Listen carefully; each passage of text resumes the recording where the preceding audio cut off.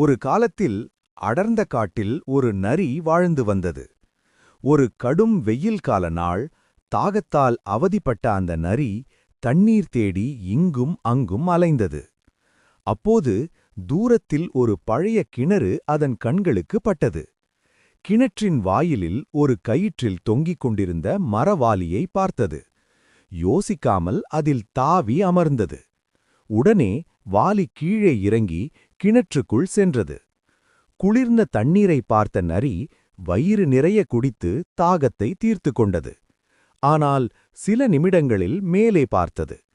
கயிற்றை யாராவது மேலே இருந்து இழுத்தால்தான் வெளியேற முடியும் என்பதை அது புரிந்து கொண்டது.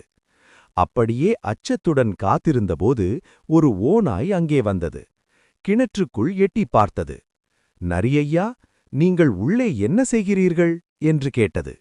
அப்போது நரி, நான் இப்போது ஸ்வர்க்கத்தில் இருக்கிறேன். இங்கே ருசியான மீன், கோழி, ஆடு எல்லாம் கிடைக்கிறது என்று பொய் சொன்னது.